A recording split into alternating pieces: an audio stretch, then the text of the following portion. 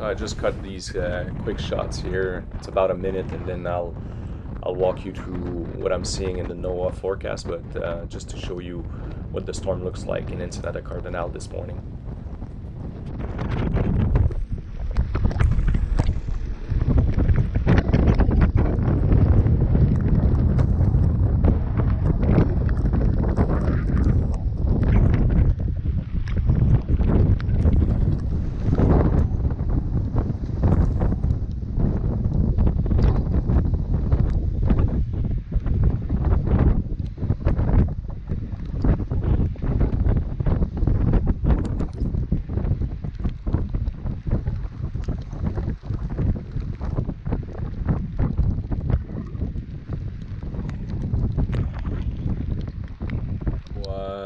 Day three of the storm. Um, as you can see on the NOAA chart, this is the tropical storm force wind probability. I'm still in the green area here, which means like 10 to 20%. And that area is going to move this way with the storm, who's still far away offshore, like kind of right above the Rivida Gigados, which seem to be have been hit like real hard, and it's gonna land here in somewhere near Bahia Tortuga and Cedros Island. So this is the 39 miles per hour, 1 minute average wind speed. I've never had that here in Ensenada Cardonal the whole time of the storm. We basically had, I would say, about 35 miles per hour around there, more or less.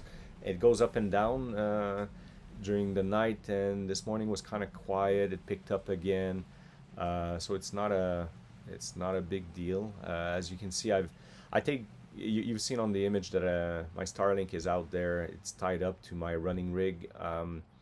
It just hold fine with the wind there. I could leave it there for the night, but there's no point leaving there for the night because it uses power, and I just don't use it that much at night, obviously. So this is again the wind expected arrival. So you can see the storm is here, the Socorros are here, and Wednesday 8 a.m., which is like right now for me, and it's there. And you can see that line here. All the storm is going to move this way and eventually like just clear my area here. Uh, Now, if we look at NOAA's text forecast for my area, which is PMZ021, east to southeast, 20 to 25 knots, seas 8 to 12 feet, which if I was going to go out of the bay, this is a factor. Like, so if I have any sort of emergency now, like I don't want that, obviously, so I got to be careful in a boat like this because if somebody cuts himself or herself on the boat, or if anything happens to the boat, I'm basically far away from rescues right now, even though I'm super close to La Paz. But those 8 to 12 foot swells, if I got somebody 6 on board like that could play a role. Not to mention that it would be hard getting to La Paz Harbor. So, I mean, we're hunkered down, we're laying low, we're doing not much, and this is part of, sort of your storm prep attitude. Like you got to slow down the pace of everything here on the boat because you don't want nothing bad to happen and be in a situation where it's hard for rescuers or medical service to come to you if you ever need them. So just always be careful, but in those conditions you have to be extra careful. So if we look again, tonight 25 to 30 knots, which is like they're saying it's going to pick up, and then Thursday, southeast to south, so we're not out of it just yet, but 25 to 30 knots, and then it's starting to subside intensely, like 25 to 30 on Thursday night. So we should be clear of it on Friday morning. We'll see. I kind of, for a big storm like that, like I say, I rely on those text forecasts from NOAA a lot. Like they are going to be good. I expect that this is what's going to happen, give or take an hour, give or take a few knots here and there. And I suggest anybody that has to deal with this kind of weather anytime, just use those text forecasts from NOAA and all of the other graphical product that they have. They're really, really, really reliable and good. Now, if we look at north of me, all my friends that are in Puerto Escondido, obviously, I feel they're a bit less lucky than I am. Like in terms of So see, tonight tropical storm conditions are possible for them, increasing 35. Again, Thursday tropical storm conditions are expected, and then Thursday night expected again. So I mean, Puerto Escondido, the marina over there is a very good marina. It's very safe. It's very well kept. It's very well maintained. It's awesome. Like and I know that everybody that's out there, even though the storm seems to be wanting to hit them harder than me, these guys are going to be fine if they've done like just a minimal amount of prep in there. The moorings are super solid. The docks are super solid. The one caveat I'll put is that big lagoon that, it's called the hurricane hole, and it is much better to be in there than out there, out in the sea with 25 foot, like 12-foot seas and 25, 30 knots wind. The thing is, the lagoon is big enough that it actually lifts a chop. Like it's gonna create a chop, and a lot of time, if the wind is not from the north, like particularly with a southerly component, that's where you have the most fetch in the Puerto Escondido lagoon. So they're going to be experiencing a lot of chop and a lot of dancing on the moorings, apart from the ones that are in the marina and in the ellipse, which should be they should be totally fine and protected at that point. Again, the people in the lagoon will be fine. Don't worry about it too much. Just prep your boat, double up your lines, and do whatever you need to do in order to get that boat ready for it.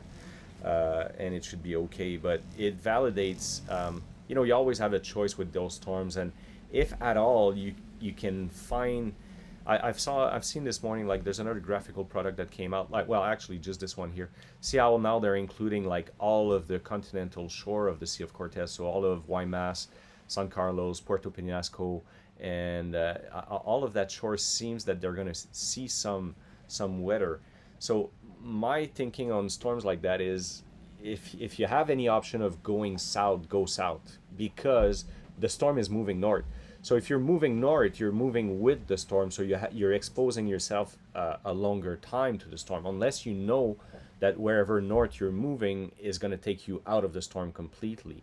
Now, don't go south if the storm is going to hit your only safe anchorage options south. But if you have an option that's safe and that's south, which was my case 3 days ago, it's better to stay south, because that way the storm moving north exposes you to those elements a bit less long, I would think.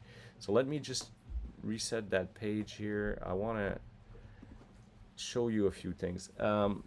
So this is now the expected trajectory. So we see that the storm's not a beam, like I'm here, but it's kind of almost a beam to Cabo San Lucas.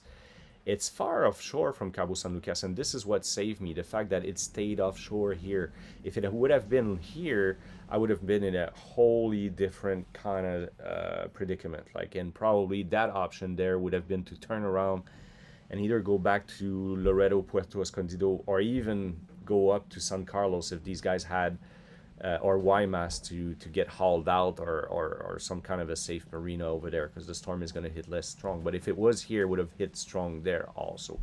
The fact that it's offshore here is what made it kind of mild for me in Espiritu Santo.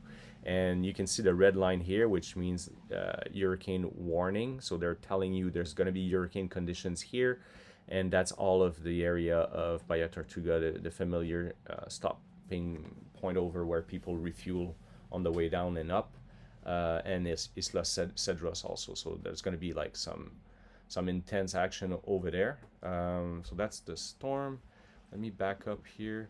I want to show you another thing, which is this is the 50 knot probability zone.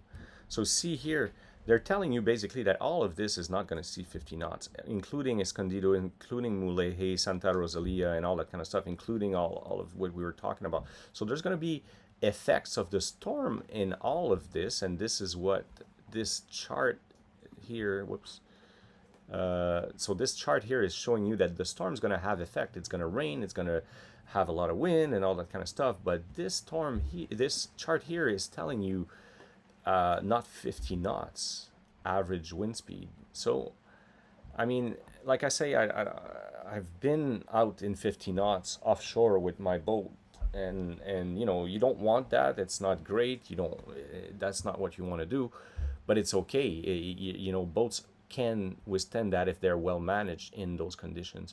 I'll show you another piece of element here: hurricane force wind speed probability. So again, this is a narrower path, and you can even see that even what we were talking about here, Bahia Tortuga and Cedros, are in the low probability of seeing actual hurricane force wind speed.